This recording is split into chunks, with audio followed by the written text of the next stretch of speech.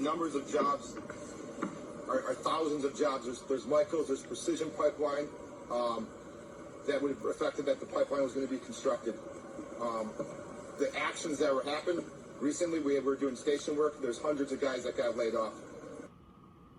And especially during a pandemic, you can obviously feel his pain. Our next guest had his own run-in with Biden. He joins us now, Detroit auto worker Jerry Wayne. Jerry, thanks so much for coming back on the show. I want to, before you and I get to chatting about what's happening here with Keystone and union jobs, I want to remind everyone what your run-in was like with President Biden. Here's that.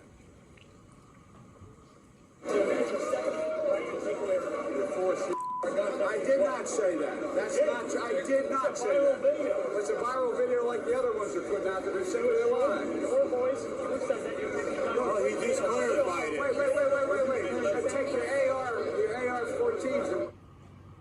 Which is not the gun you're talking about, but nevertheless, that was your run-in with Jerry. You may remember when that went viral then on the campaign trail. And one of the things that I remember you tweeting out is saying that I believe you said, I looked this man in the eye, there's nothing that he does not want to unite us. I'm paraphrasing, but what did you mean by that?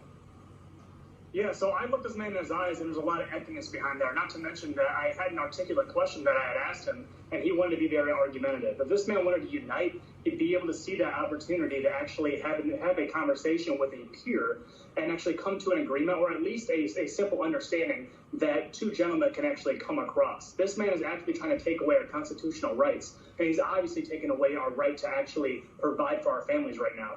Everything's been running very smoothly as far as economically speaking when it comes to the oil reserve. And what they're doing now is manipulating the system for a Green New Deal. And by doing that is that you're manipulating the people that are actually trying to actually stand up and innovate. Just look at Nancy Pelosi. She just bought a whole bunch of options for a stock called Tesla, which is the leading innovator with electrical vehicles. So I don't see how you're going to do two things at the same time. You're going to go ahead and get rid of the union workers and then go ahead and buy into these other companies that are actually going to take the oil industry out of business. So it seems like there's some underlying issues there. Well,